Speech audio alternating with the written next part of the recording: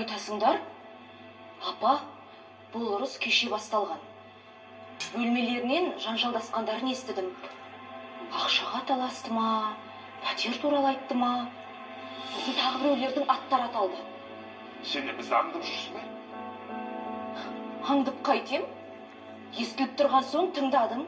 Сосын Асқар, Дастан деген кімдер? Сөйлемеші өткен.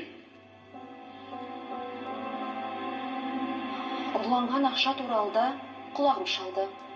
Майраның аты аталды. Айтсаңдаршы, бәріміз білейік те. Не дейін?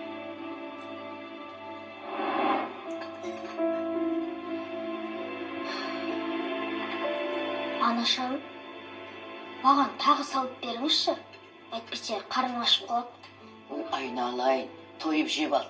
Салып берші. Али, көп кішкентай қарның созылып кететін болды ғой. Тамақты аз-аздан жеу керек. Ер бала, әрбері жүгіреді, қарны ашады. Аяйсың ба? Салып бер. Жарайды апа. Сөмкеңе ақша салып қойдым. Қажетіңе жаратарсың. Әжетай, рахмет сізге. Жомартжан, кешегі жағдай ойымнан кетпейді. Сен әлеммен сөйлестің бе? Білесің ғой апа, әлем менімен сөйлесуші ме?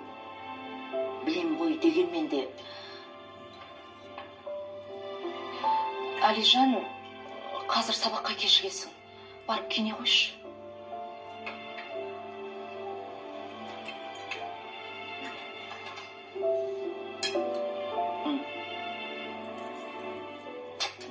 жолың болсын.